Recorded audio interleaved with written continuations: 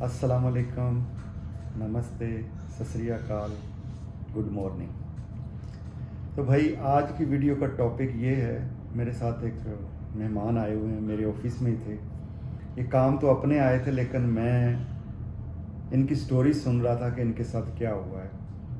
तो ये स्टोरी ऐसी थी कि मैं मजबूर हो गया वीडियो बनाने के लिए कि भाई अगर आप ट्रैवलिंग करना चाह रहे हैं तो इनकी स्टोरी शायद आपके किसी काम आ जाए। ये वीडियो में आना नहीं चाह रहे थे, तो मैंने कहा चलो वो तो नहीं आ रहे तो इनकी आवाज़ तो आ ही जाएगी ना। तो इन्होंने ट्रैवल किया था जिस दौर में ये फीफा वर्ल्ड कप जो था वो होने वाला था, तो इन्होंने कुछ वीज़ा परचेज़ किया था। ये स्टोरी ये ख़ुद अपनी ज़बानी आपको बताएंगे। तो चलें जी, आप अपना नाम बताना पसंद करेंगे?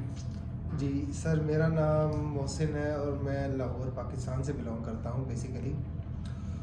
मेरा जो ओमान का एक ट्रैवल था आज से कोई 6 माह पहले, जो 2022 में फीफा का वर्ल्ड कप जो चल रहा था, उस दौरान मैंने जो है ना ओमान में ट्रैवल किया अपने पर्सनल काम के लिए। मुझे जॉब ऑफ़र थी जिसके लिए मैंने ट्रैवलिंग का एक प्लान बनाया।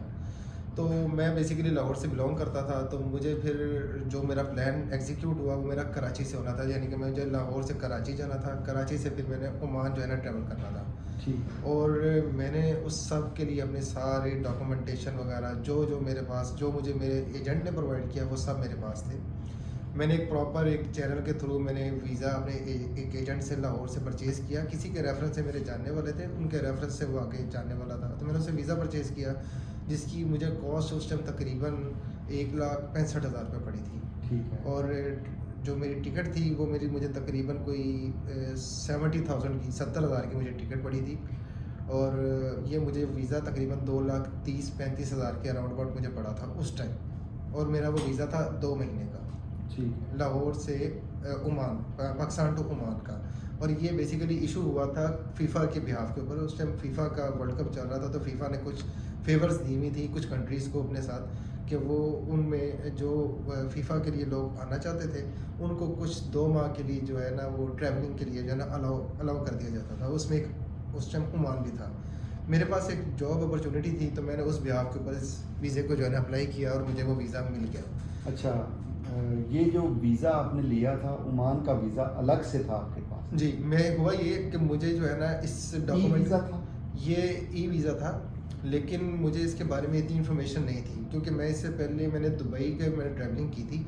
दुबई के वीज़े और इसके वीज़े में सिमिलर कुछ भी ऐसा डिफरेंस नहीं लगता था मेरे को। सेम दुबई की तरह ही वीज़ा था? सिर्फ फ़र्क ये था कि दुबई का वीज़ा सिंगल डॉक्यूमेंट के ऊपर होता था, एक पेपर के ऊपर दुबई का वीज़ा आपको जो है ना वो प्रिंट आउट लेके आप ट्रैवल कर सकते थे। अगर आप ओके टू बोर्ड करवाएं तो आप इजीली ट्रैवल कर सकते थे। यहाँ पे मेरे साथ ट्रेजेडी ये हुई कि मुझे जो है ना 2 डॉक्यूमेंट दिए गए। एक तो था ओमान का ट्रैवल का, और दूसरा मुझे जो है ओमान का ना विजिट वीज़ा? ओमान के विजिट वीज़े की डिटेल सारी थी उसके अंदर, कि मेरी कब तक एंट्री है और कब तक मैं एग्जिट कर सकता हूँ उसके अंदर। ठीक है। साथ मुझे जो है ना कतर की तरफ से, जो क्योंकि बेसिकली ये इशू होता था कतर के बिहाफ के ऊपर। सही। कतर आप अप्लाई करते थे, कतर आपको साथ जो है ना ये डॉक्यूमेंट जो है ना ये वीज़ा इशू करता था। ठीक तो है। कतर ने साथ जो है ना वो एक हया कार्ड का जो है ना एक परफॉर्मा या पेपर कह सकते हैं वो इशू किया था, कि आपने जब कतर में ट्रैवलिंग करनी है तो आप उसके अंदर जो है ना उस कार्ड के थ्रू आप सारी कतर की जो है ना बुकिंग करवा सकते हैं। अच्छा, वो मेरा जो वीज़ा था ना उसके ऊपर सारी डिटेल सर मेंशन थी कि मेरा ये कतर ने जो है ना मुझे वीज़ा इशू किया है 2 महीने के लिए ओमान के लिए। बेसिकली मेरी ट्रैवलिंग ओमान की थी, लेकिन अच्छा, इसका मतलब फिर ये हुआ कि आप हया कार्ड पे आए थे, लेकिन जब हया कार्ड में जितनी भी कंट्रीज फ्री थी, मेरे ख्याल में उस वक्त लोग जॉर्डन भी जा रहे थे, सऊदी जी भी जा बिल्कुल रहे ऐसी थे, था, दुबई वो भी ये आ रहे थे, जी ओमान भी, मेरे ख्याल में बहरीन भी था। जी जी जी। तो फिर इसका मतलब ये है कि वो वीज़ा नहीं था, वो परमिशन थी आपकी जी। वहाँ जाने के लिए, वो राइट? ऐसे ही था। मैंने जब इसको पाकिस्तान से इसको वेरीफाई करवाया तो उसके ऊपर मुझे ये था कि ये मेरा वीज़ा है, विजिट कैसे वीज़ा। वेरीफाई करा? वो मैंने जाके इसको जब ओके टू बोर्ड के लिए गया, मैं इमिग्रेशन के ऑफिस जो हमारे वहाँ पर बने होते हैं, जब मैंने उनसे वेरिफिकेशन करवाई तो उन्होंने कहा जी ये मेरे लिए ये विजिट एंट्री है।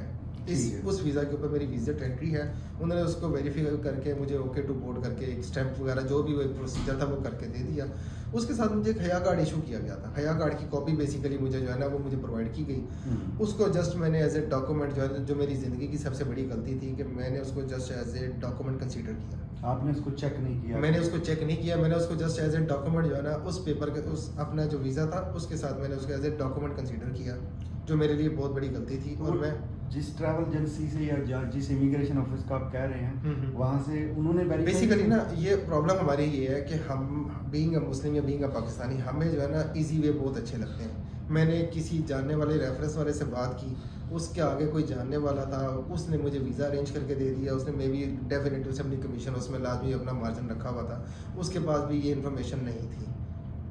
जो जैसा उसने मुझे जो बताया वैसी चीज़ें मुझे मिली और मैंने उसी के ऊपर उसी ब्याह के ऊपर ट्रस्ट करके तो मैंने अपनी जर्नी का आगाज़ किया। मैंने पहले लाहौर से कराची की ट्रैवलिंग की। कराची से फिर मेरी ओमान की फ़्लाइट थी। तो मैंने तब तक मुझे कुछ पता नहीं था। मैं बड़ा एयरपोर्ट पे आपने मैं लाहौर से मेरी इलामा इकबाल इंटरनेशनल से मेरी जो है ना ट्रैवलिंग थी कराची के लिए, जिना इंटरनेशनल के लिए। और वहाँ पे मेरा 5 घंटे का स्टे था। वहाँ से फिर मेरी जो है ना सलाम एयर के थ्रू जो कराची से जो है ना ओमान के लिए डायरेक्ट मस्कत के लिए जो है ना वो फ़्लाइट थी। तो उसके लिए मेरी जो है ना ट्रैवलिंग थी। तो ईज़िली मैं लाहौर से कराची, मेरा ट्रैवल बहुत अच्छा रहा। वहाँ पे मेरा टाइम स्पेंडिंग बहुत अच्छा रहा। मौसम काफ़ी अच्छा था उन दिनों, सर्दी के दिन थे तो इसलिए ज़्यादा प्रॉब्लम नहीं हुई। जब मैं कराची से मैंने ट्रैवल किया ओमान मस्कत के लिए, मैं पहुंच गए वहाँ? मैं वहाँ पर पहुँच गया। खुशी, कोई मसला नहीं, मुझे कोई फील नहीं हुआ कि मैं किसी किस्म की प्रॉब्लम में हूँ। और ना डॉक्यूमेंट मेरे वहाँ से ओके टू बोर्ड, हर चीज़ इमिग्रेशन ने क्लियर करके मुझे ओके कर दिया था। मैं जैसे ही ओमान पहुँचा सर, तो मस्कत बेसिकली मस्कत एयरपोर्ट पे उतरा तो मेरे साथ उस दिन उस फ्लाइट के अंदर तकरीबन 18 लोग थे जिनके पास सेम वीज़ा था, सेम मेरे जैसा वीज़ा था, सेम मेरे जैसे डॉक्यूमेंट्स थे। तो मुझे थोड़ा सा हौसला भी हुआ कि मैं अकेला नहीं हूँ उस टाइम। तो जब वहाँ से क्लियरेंस की बारी आई, हमारे फिंगरप्रिंट हुए, हमारी आंखों की स्कैनिंग की गई, तो मैं वहाँ से भी क्लियर हो गया। जब लास्ट काउंटर के ऊपर मैं पहुंचा तो उन्होंने मेरा वीज़ा और मेरा पासपोर्ट जो है ना जब उन्होंने स्कैन किया तो मैं बड़ा खुशी खड़ा हुआ था। आपको टू बी फ्रेंकली बताऊं, बहुत खुशी खड़ा हुआ था कि मेरे डॉक्यूमेंट में कोई इशू नहीं है। जस्ट मैंने एक काउंटर क्लियर करना है तो नेक्स्ट स्टेप पे मेरा जो जानने वाला है, जो मुझे लेने आया हुआ, तो मैं उसके साथ चला जाऊँगा। वो हुआ ये कि जब उसने मेरा वीज़ा स्कैन किया तो वीज़ा तो मैंने ओके टू बोर्ड किया हुआ था, मैंने ऑनलाइन चेक किया हुआ था, वेरिफिकेशन की हुई थी, तो वो बिल्कुल क्लियर, साफ, बिल्कुल ये नहीं कि बिल्कुल ठीक था। लेकिन जब उसने हया कार्ड जो साथ डॉक्यूमेंट अटैच था, जब उसने उसको स्कैन किया, उसके ऊपर बारकोड था, हालांकि वो फोटो कॉपी थी लेकिन उसके ऊपर बारकोड था। जैसे उसने बारकोड को स्कैन किया तो वो कुछ शो नहीं हुआ। उसने एक दफ़ा इसको एक्सरसाइज को किया, 2 दफ़ा ये एक्सरसाइज की, 3 दफ़ा ये एक्सरसाइज की। 3-2 दफ़ा जब वो ये कुछ सामने ना आया, फिर उसने मेरी प्रॉपर जो है ना ऊपर से लेके नीचे तक मेरा एक उसने जायज़ा लिया कि मेरी जो है इस टाइम जो मेरी हालत है या मैं कैसा लग रहा हूँ, मेरी लुक कैसी है। वो करने के बाद उसने मुझे जो है ना थोड़ा सा वेट कर, आपकी अच्छी थी? बिल्कुल, मैं एक प्रॉपर जो है ना, क्योंकि मैं ऑलरेडी एक टेलीकॉम सेक्टर से बिलोंग करता हूँ तो मुझे इन चीज़ों का अच्छे से आइडिया है कि मुझे कैसे ट्रैवल करना चाहिए। और मेरा मेरा एक ट्रस्ट बिलीव है। हाँ बिल्कुल। तो वो ये हुआ कि उसने मेरे को, जो इमिग्रेशन ऑफिसर था, उसने मुझे जो है ना कुछ वेट करने के लिए बोला और उसने मुझे एक पॉइंट, एक एरिया बना हुआ था, वहाँ पे उसने कहा जाके बैठ जाओ। मैं वहाँ जाके बैठ गया और उसने जो है ना, मैंने उसको देखा, उसने इशारे से कुछ पुलिस वाले जो वहाँ पे इमिग्रेशन के जो ड्यूटी पर थे उनको इशारा किया मेरी तरफ। मैंने उसके इशारों को महसूस कर लिया कि उसने कुछ अपॉइंट किया है मुझे मेरी तरफ देख के। तो मैं बड़ा रिलैक्स होकर बैठा। तब तक मुझे कोई पता नहीं था कि मेरे साथ क्या हो रहा है और क्या होने वाला है। सर 18 लोगों में से ना 13 लोग क्लियर हो गए, उस जिनके पास सेम वीज़े थे। टोटल 5 लोगों को ना उन्होंने उस वेटिंग एरिया में बिठा दिया। मैं चूँकि पंजाब से था, पंजाबी था, मेरी लुक किसी और तरह की लग रही थी। बाकी जो थे वो कुछ देहाती टाइप थे, वो सिंध से बिलोंग करते थे, इंटीरियर सिंध के वो लोग थे। तो हम 5 लोग, उर्दू वगैरह सब कुछ थी वहाँ पर, लेकिन तब तक हम आपस में एक दूसरे से कम्युनिकेट नहीं कर रहे थे। अच्छा। शायद क्योंकि पता नहीं क्या प्रॉब्लम है, क्या मेरे ज़हन में कुछ भी नहीं, उस टाइम मौफ हुआ था कि ये क्या हो रहा है। इस हर सारे बंदा अपनी परेशानी अपनी परेशानी में होता है। तो मेरे लिए एक बड़ा प्रॉब्लम उस टाइम, उसमें छठी बोलने लगी, कहती है कि यार कुछ प्रॉब्लम हो रही है, लेकिन फिर भी दिल कह रहा था यार प्रॉब्लम कैसे हो सकती है, मेरे पास, मैं एक लीगल वे से आया हूँ, मैंने हर चीज़ अपनी वेरिफिकेशन करके आया हूँ। मेरे ज़हन में तब तक कुछ भी नहीं था कि ये जो मेरे साथ जो डॉक्यूमेंट, जो मेरे वीज़ा के साथ डॉक्यूमेंट अटैच है, इसकी क्या वैल्यू है। मैं तब तक उसको एज ए डॉक्यूमेंट कंसीडर करता रहा हूँ कि जस्ट एक Formality है। फॉर्मेलिटी है। तो हुआ ये कि ठीक 10-15 मिनट बाद कुछ पुलिस वाले आए, उनका लहजा बड़ा सख्त था, तल्ख था। उन्होंने हमें हाँकना शुरू कर दिया कि उठो, चलो चलो। उन्होंने हमें एक जगह से उठाया और एयरपोर्ट के दूसरे कोने में ले जाके एक खाली कमरे के अंदर हम पांचों को बंद कर दिया।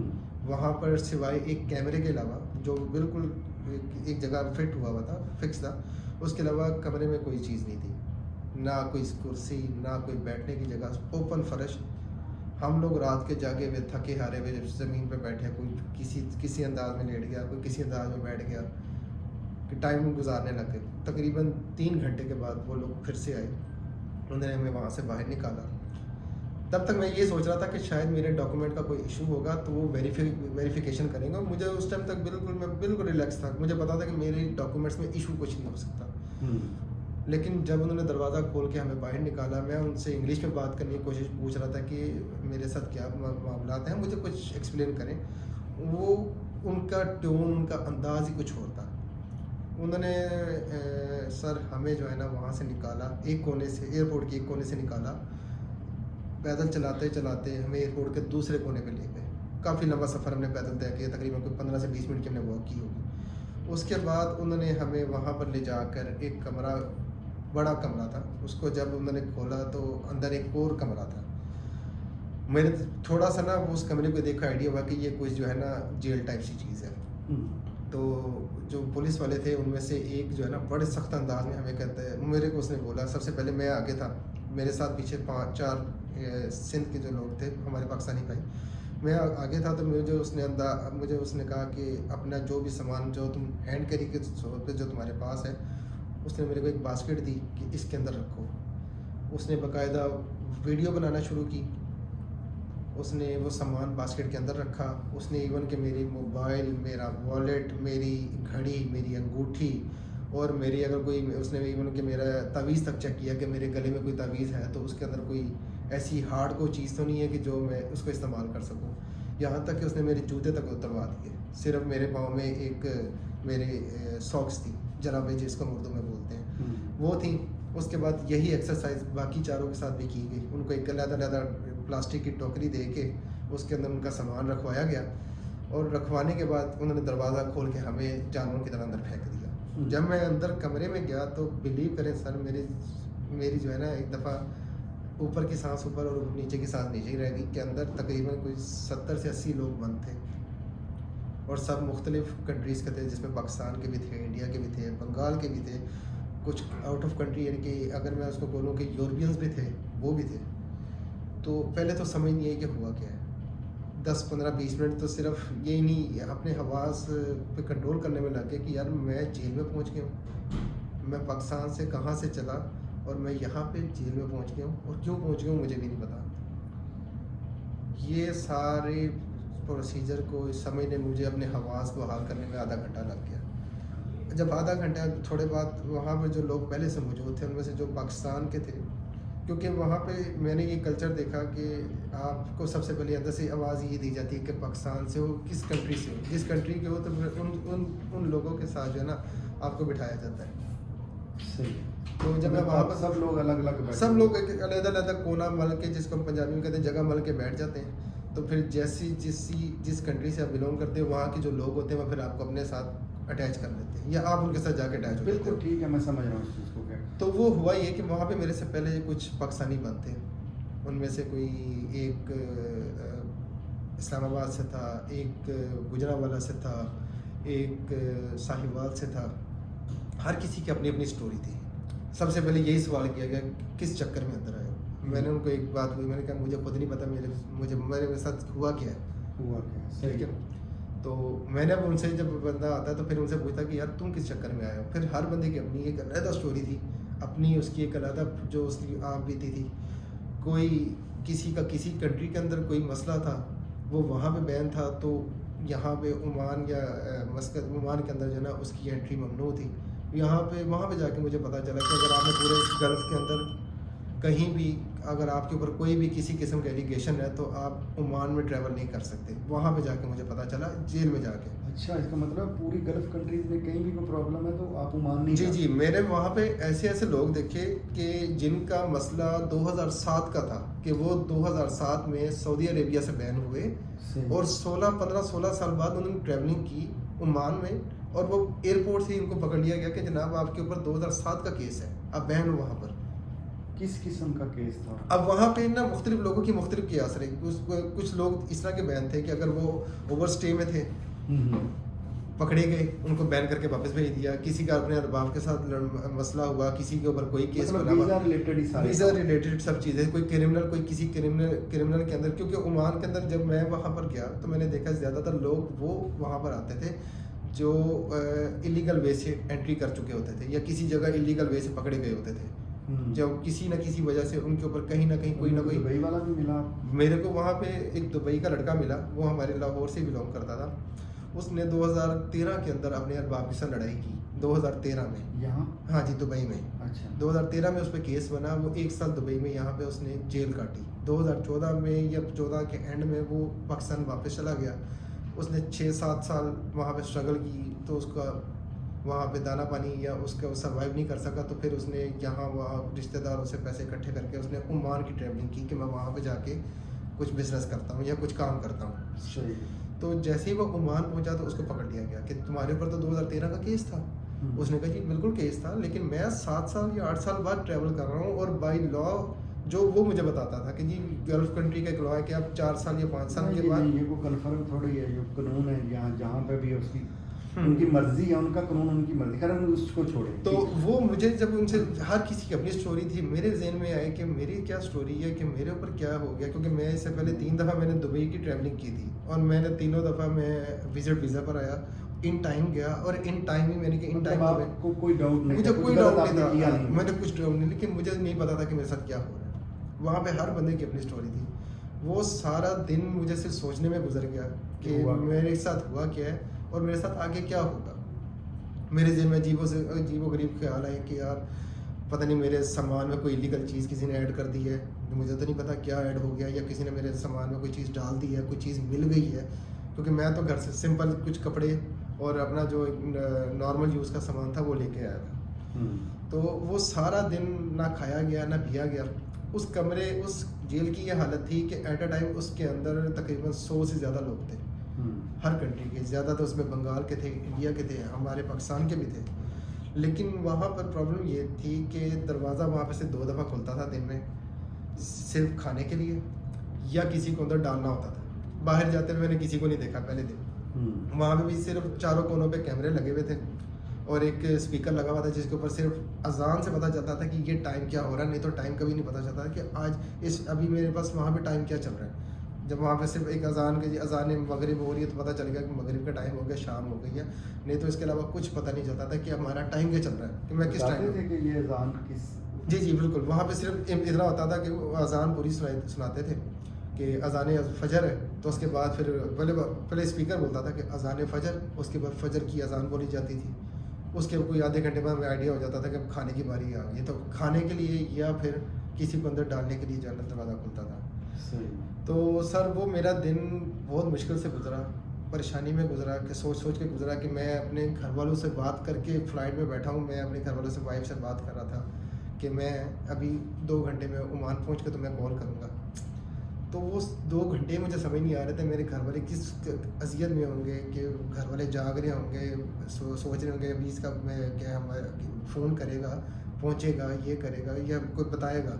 तो घर वाले मेरे नंबर पर फ़ोन करें, वो नंबर मेरा बंद था क्योंकि वो पाकिस्तान का था, और मुझे कुछ समझ नहीं आ रही थी कि मैं किस वजह से अंदर बंद हूँ। तो ये सर वो सारा दिन सोच सोच के गुजर गया, सारी रात सोच सोच के गुजर गई।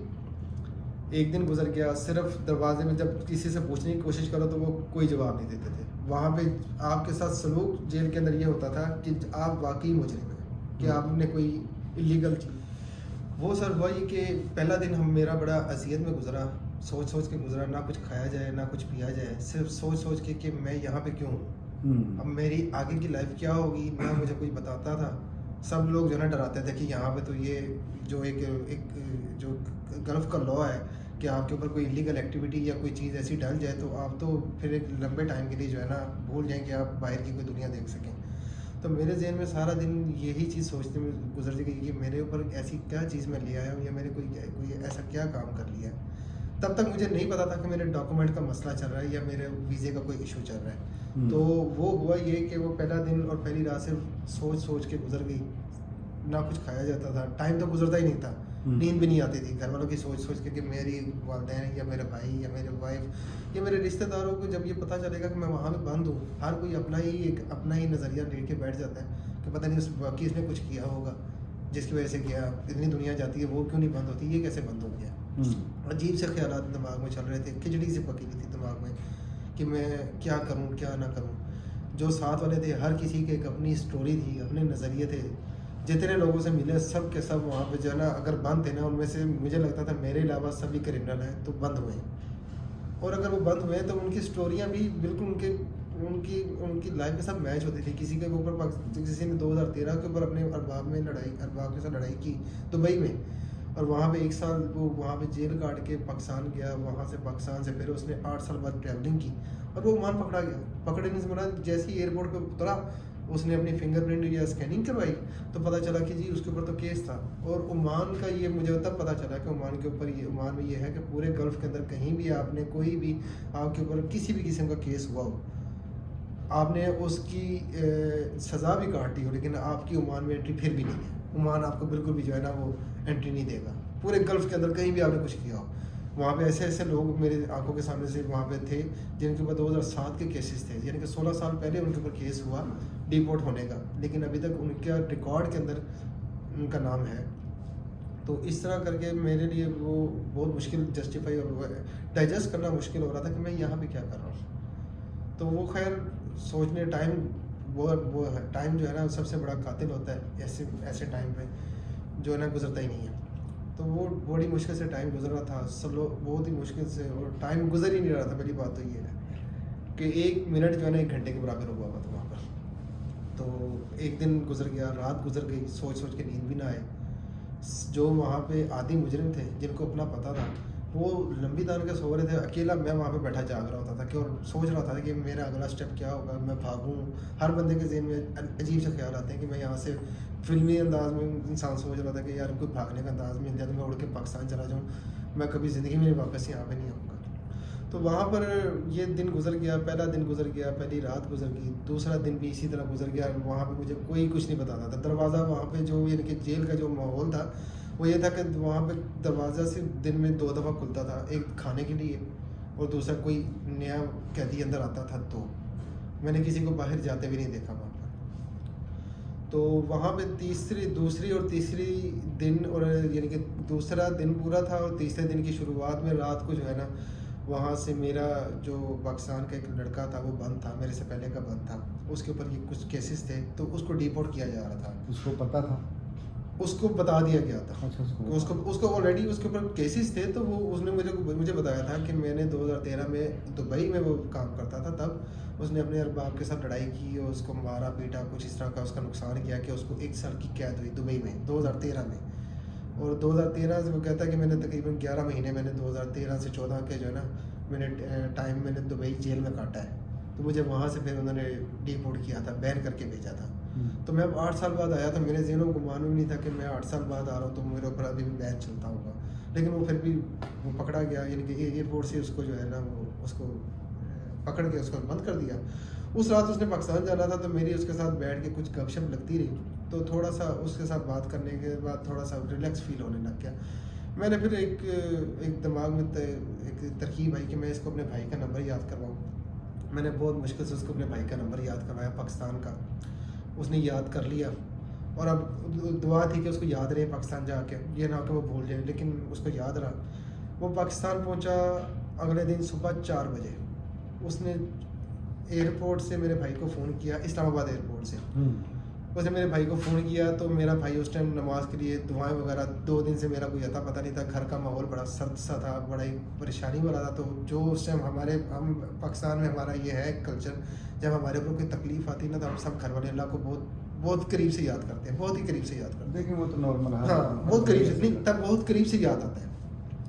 भाई मेरा नमाज के लिए बैठा हुआ था, यानी नमाज पढ़ने के लिए उठा हुआ था, तो सुबह 4 बजे अननोन नंबर से फ़ोन आया। तो एक उसको उम्मीद जगी कि भाई मेरा फ़ोन होगा, लेकिन सामने जो आवाज़ जिसकी थी वो किसी और की थी। लेकिन जो आवाज़ थी उसने मेरे घर वालों के अंदर एक और जो है ना खौफ तारी कर दिया कि उसने मेरे भाई को फ़ोन करके बताया कि मैं ओमान से आया हूँ और मैं इसका यानी कि मेरे नाम से उसने मेरा नाम बता के कि मैं उसके साथ वहाँ पे ओमान जेल में हूँ, जेल में रहा हूँ, तो मैं अभी वहाँ से रिहा होकर आ रहा हूँ, तुम्हारा भाई जो है ना जेल में बंद है, ओमान की जेल में बंद है।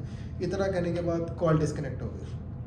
वो उस लड़के का जो मोबाइल था वो बैटरी की वजह से डेड हो गया। वो इतनी बात मेरे घर वालों को जस्ट इतना बता सका कि मैं ओमान से आया हूँ और मैं इसको आपके भाई को जानता हूँ, तो वो ओमान जेल में बंद है।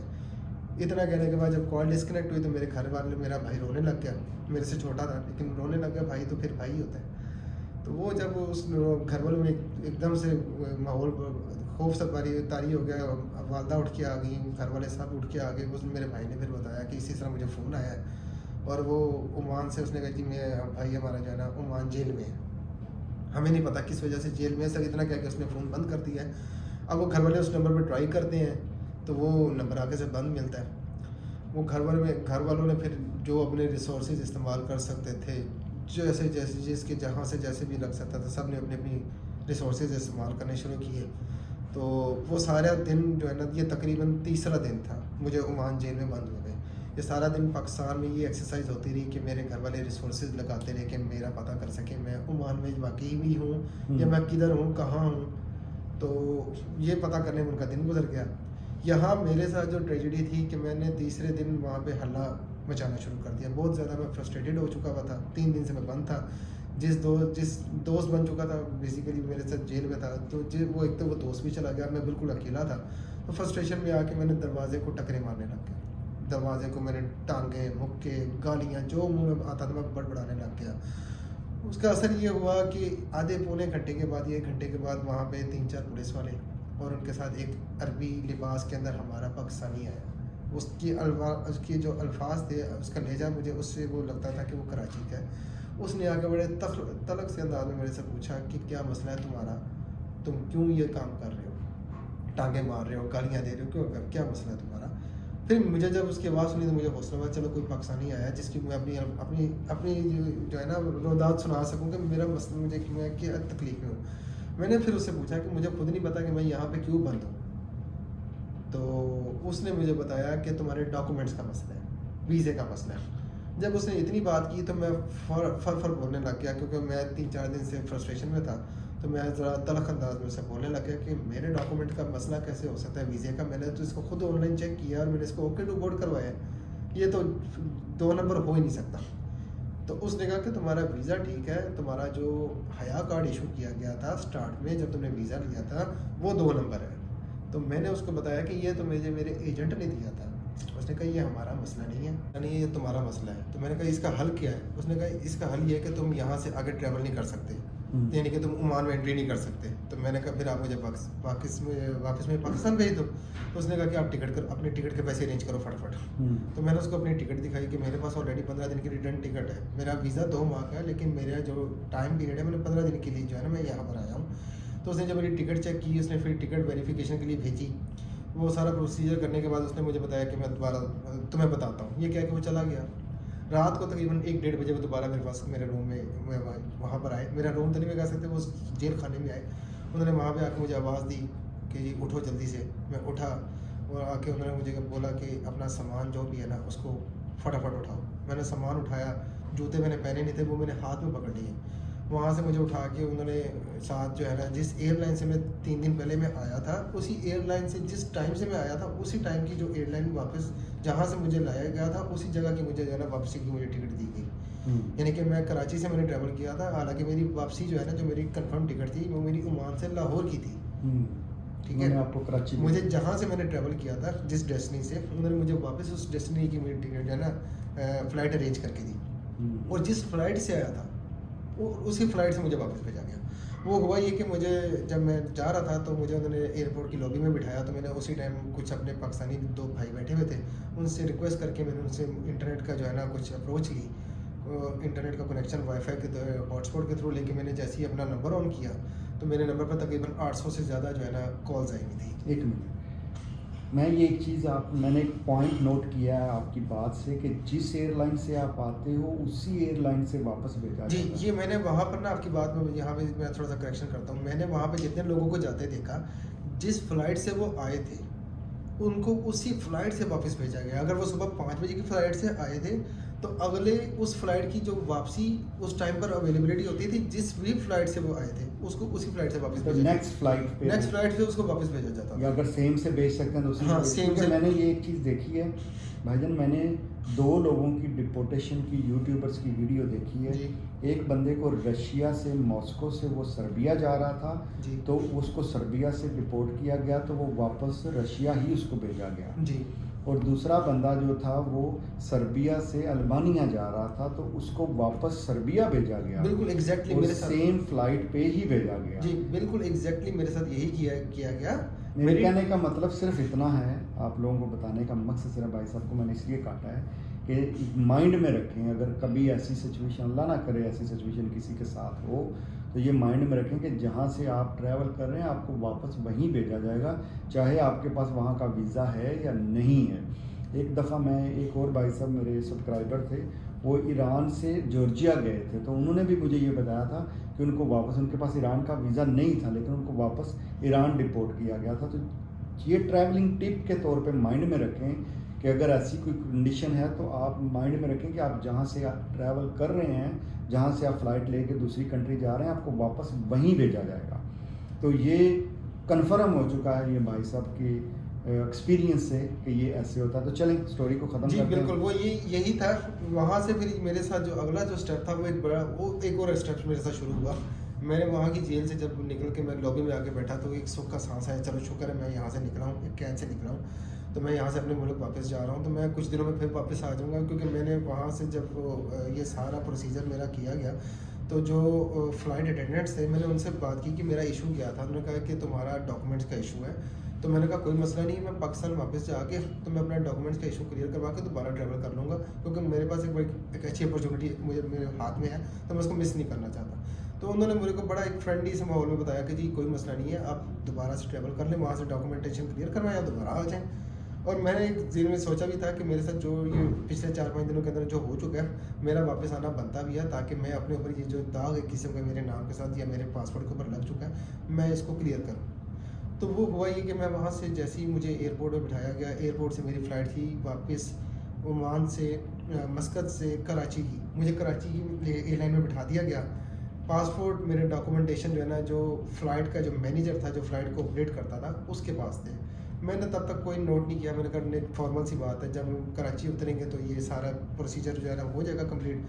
वो हुआ ये कि मैं जैसे ही कराची उतरा तो सब पैसेंजर उतर गए, तो उसका जो फ़्लाइट का जो अटेंडेंट था, जो क्रू अटेंडेंट था, उसने मुझे कहा कि आपने सबसे एंड में उतरना है। तो मैंने कहा कोई इशू नहीं है, मुझे कोई मसला नहीं है। तो मैं जब वहाँ पे बैठा रहा, जब फ़्लाइट सब खाली हो गई, एंड पे फिर मुझे वहाँ से निकाला गया। और जैसे ही मैं वहाँ से फ़्लाइट से बाहर निकला तो आगे गेट के ऊपर हमारी जो कराची की CIA पुलिस थी, जो हमारी एयरपोर्ट की CIA पुलिस थी, उसको मुझे हवाले कर दिया गया मेरे डॉक्यूमेंट के साथ, ये कहकर कि मैं वहाँ पर फेक डॉक्यूमेंट के साथ ट्रैवल करके गया हूँ। मेरे नाम के साथ एक फेक डॉक्यूमेंट ट्रैवलर का टैग लगा के बाकायदा उन्होंने मेरे जो पासपोर्ट था, जो मेरा वीज़ा था, वीज़ा के साथ वहाँ से ओमान वालों ने जो है ना ये डॉक्यूमेंट अटैच करके भेजा कि ये बंदा हमारे मुल्क में फ़ेक डॉक्यूमेंट से ट्रैवल करके गया है।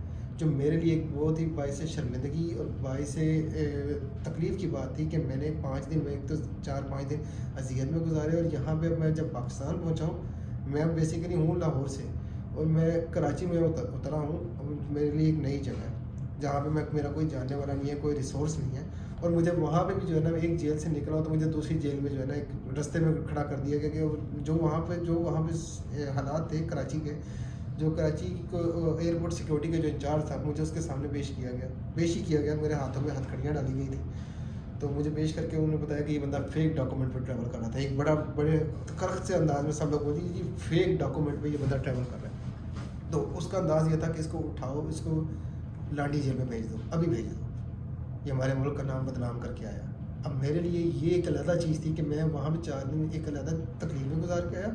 अब जब अपनी पाकिस्तान पहुँचा हूँ तो मेरे नाम के साथ एक जो है ना इंटरनेशनल आप कह सकते हैं क्रिमिनल का जो है टैग लगा दिया गया कि मैं वहाँ पे फेक डॉक्यूमेंट में गया हूँ। मेरे लिए कि ये गलत, मैं एक कैद से निकला हूँ, अब मेरे लिए दूसरी कैद शुरू हो रही है। तो वो फिर मेरे उनसे सारी डिस्कस हुई। मैंने उनको बताया कि मेरे साथ ये सीन हुआ है, मैं यहाँ से ऐसे गया हूँ, ये मेरे साथ मामला हुए, ये कह के मुझे वापस भेजा गया कि आप अपने डॉक्यूमेंट क्लियर करवाओ और वापस आ जाओ। ठीक है, यहाँ पे आके आप मुझे बता रहे हैं कि मुझे ये कहे कि वहाँ से मेरे वीज़ा के साथ एक डॉक्यूमेंट ओमान की तरफ से जो है ना अटैच करके अटेस्टेड करके भेजा गया है कि ये बंदा फेक डॉक्यूमेंट पर ट्रैवल करके आया। तो जब उन्होंने मेरा वीज़ा चेक किया, वो समझदार था जो हमारा कराची एयरपोर्ट का जो सिक्योरिटी ऑफिसर था, इंचार्ज था, उसने जब मैंने उसके सारी ये किस्सा बताया, 1-2 दिन पहले सेम ऐसा किस्सा हो चुका था। एक और पाकिस्तानी सेम उसके साथ यही सीन हो चुका हुआ था। वो वहाँ से ऐसे ही वापस आया था, उसके जेब में वो चीज़ आई और उसने फटाफट उसको जो है ना उसको करके उसने मेरे डॉक्यूमेंट को चेक किया, उसने मेरा वीज़ा चेक किया कि मुझे यहाँ से किसने क्लियर किया। क्योंकि एजेंट का ये वो जो है ना स्टैम्प जब ये लगाते हैं ना, तो जो वो ड्यूटी एजेंट होता है उसकी बाकायदा और ड्यूटी टाइमिंग आ रही होती है। उसने बाकायदा चेक किया, मेरी वीडियो चेक की गई कि मेरी वहाँ उस टाइम मेरी वो हरकतें कैसी थी कि मैं कोई इलीगल नहीं, जिस तरह पहचान लेते हैं, हरकतों से पहचान लेते हैं कि आपकी स्टैंडिंग पोजीशन कैसी है, आप इधर उधर क्या ढूंढ रहे हो, कैसे कर रहे हो। तो मैं एक नॉर्मल वे में वहाँ पे था। तो उन्होंने जब ये सारी मेरी पोजीशन ये चेक करने के बाद उन्होंने जब मेरा वीज़ा चेक किया तो मेरा वीज़ा बिल्कुल ओके टू बोर्ड था। ऑनलाइन चेक भी किया, वो भी ठीक था। जब उन्होंने मेरा हया कार्ड चेक किया ना, तो वहाँ पे एक गलती ये हो गई जो ओमान की गवर्नमेंट के लोग कर रहे थे, क्योंकि बेसिकली वो उन्होंने इतना उसको डीपली नहीं चेक किया। जब वो स्कैन करते थे बार कोड को तो उसके ऊपर लिखा आता था अंडर प्रोसेस। तो यहाँ वाले ने वो गलती को जो है ना डायग्नोस किया, हमारे कराची का जो सिक्योरिटी इंचार्ज था, कि यार ये इसके ऊपर अंडर प्रोसेस लिखा आ रहा है, इट्स मीन कि ये इशू हुआ है, एक्टिवेट नहीं किया गया, कि हया कार्ड जो है ये इशू किया गया था लेकिन इसको एक्टिवेट नहीं करवाया गया। ठीक हो गया। उसने यही चीज़ दोबारा से ओमान वालों को मेरी जो स्कैनिंग जब उसने की, जो उसके ऊपर बारकोड के साथ अंडर प्रोसेस लिखा आता था, उसने उसकी पिक्चर लेके वो जो मेल उन्होंने मेरे डॉक्यूमेंट के साथ बाकायदा पाकिस्तान भेजी गई थी, उन्होंने उसी मेल का रिप्लाई उनको भेजा कि ये बंदा फेक डॉक्यूमेंट पर ट्रैवल करके नहीं गया, बाई मिस्टेकनली कि गलती से इसका हया कार्ड जो है ना वो एक्टिवेट नहीं किया गया, इसका हया कार्ड इशू हुआ पड़ा है। ये करने के बाद फिर मेरे नाम के साथ मुझे भी थोड़ा सा सुकून आया कि मुझे चलो कोई बंदा सपोर्ट कर रहा है जिसने मुझे इस तरीके से मुझे जो ना उसने थोड़ा सा गाइड किया, या उसको पता था तो उसने इसको हैंडल किया। लेकिन इस सारी हैंडलिंग के अंदर आप बिलीव करें कि मुझे अपने आप को इनोसेंट साबित करने में, अपने घर वापस पहुंचने में 6 दिन लग गए। अच्छा। मैंने 4 दिन ओमान में काट दिए, एक पूरा दिन मेरा जो है ना वो मेरे साथ कराची में गुजर गया। और मेरी हालत ये थी कि मेरे पास वापस जाने के पैसे नहीं थे, तो मैं वहाँ से बाई ट्रेन अपने लाहौर के लिए गया और मुझे तकरीबन 1 से 2 दिन लग गए। जब अपने अब फिर मान में आप दोबारा गए या नहीं गए? नहीं, मैं नहीं जा सका। हुआ ये कि मैंने फिर अपने एजेंट से रब्ता किया जैसे ही मैं पाकिस्तान लाहौर पहुँचा। 1 दिन गुजारने के बाद, क्योंकि मैं बहुत ज़्यादा गुस्से में था कि मेरा एक तो अच्छा खासा कोई 3 लाख रुपया मेरा खर्च हो चुका था, मैंने कहीं से इन्वेस्टमेंट कहीं से उठाई थी, किसी से उधार लिया था, किसी से कुछ अपने अंदाज में कुछ घर वालों का जेवर बेचा, जैसे भी मैंने इकट्ठे किए वो मुझे पता है। मैंने जब अपने एजेंट से जब मैंने जिससे मैंने वीज़ा लिया था, जब मैंने उसको जाके मिला तब मुझे रियलाइज़ हुआ कि इस बंदे को भी कुछ भी नहीं पता, ये मिडल मैन है। उसने वीज़ा जो है दुबई से किसी से जो है ना, दुबई में उसका कोई अप्रोच वाला था, उससे वीज़ा उसने लिया था और वो बीच में मिडल मैन का रोल प्ले कर रहा था, उसको भी चीज़ों का नहीं पता था। अब जब ये बात मेरे सामने खुली आया हुई तो मुझे तब समझ आई कि हम लोग गलती क्या करते हैं। हम लोग यहाँ पर अपने जानने वालों के चक्करों में आकर जो है ना वो चीज़ सस्ती कह के ले ज़रूर लेते हैं, लेकिन हम ऑथेंटिकली उसको चेक नहीं करवाते। डॉक्यूमेंट्स ठीक थे लेकिन एक छोटी सी गलती की वजह से इतना बड़ा काम। इस छोटी सी गलती ने मुझे ज़िंदगी का ये सबक दिया सर कि ट्रस्ट ज़रूर करो। डॉक्यूमेंटेशन, लेकिन डॉक्यूमेंटेशन की जहाँ पे डॉक्यूमेंट्स आ जाते हैं और ख़ासकर जब आप किसी मुल्क में जाना चाह रहे हो तो उसकी जो भी डॉक्यूमेंट आपको दिए जाते हैं, कभी आप उसको अंडर एस्टिमेट मत करें, वो किसी वजह से इशू किए जाते हैं। हर तो वो हया कार्ड चेक हो सकता था? जी बिल्कुल, हया कार्ड चेक किया हमने। वो जब मैंने अपने एजेंट को पाकिस्तान लाहौर पहुंच के अप्रोच किया, तो आप बिलीव करें कि विद इन 3 आवर्स यानी कि 3 घंटे के अंदर मेरा हया कार्ड एक्टिवेट हो गया, वो ऑनलाइन शो होने लग गया। लेकिन मैंने कहा अब मुझे इस हया कार्ड का मैंने चार्ज डालना है कि मैंने 3 लाख रुपया ज़ाया किया, 4 दिन की मैंने जेल काटी, 6 दिन अपने घर वालों को तकलीफ में रखा, और मैं वापस जहाँ से चला था वहाँ पे वहीं पे आके खड़ा हो गया हूँ। उस हया कार्ड का मैंने अचार डालना है। तो भाई इस वीडियो से ये पता चलता है कि जब भी कहीं ट्रैवल करो अपने डॉक्यूमेंट्स डबल चेक करो, या खुद से प्रोसेस करो, या जिस बंदे से प्रोसेस करवा रहे हो उसको कहो कि भाई मुझे ऑनलाइन शो करवाओ। क्योंकि आजकल ई वीज़ों का सिस्टम बहुत ज़्यादा चल गया, तो मैं नहीं चाहता कि आप लोग कोई ऐसी गलती करो, क्योंकि मैं जो भी वीज़े प्रोसेस करता हूँ मैं उनको खुद डाउनलोड करता हूँ, ऑनलाइन खुद चेक करता हूँ कि ये वीज़ा ठीक है या नहीं ठीक है। तो भाई साहब की स्टोरी, 6 दिन की जेल, तकलीफ़, अजियत, अगर आप चाहते हैं कि ऐसा वक्त ना आए तो भाई अपने डॉक्यूमेंट्स को वेरीफाई करने के बगैर ट्रैवल मत करो। तो मैं आपको यही रेकमेंड करूँगा कि भाई इस स्टोरी को सुन के सबक लीजिए और समझिए, ताकि आप इस सिचुएशन में ना जाएं जिसमें से ये भाई सब गुजरे हैं। तो इसके साथ ही वीडियो ख़त्म करते हैं, बहुत लंबी हो चुकी है। अल्लाह हाफिज़, दुआओं में याद रखिएगा।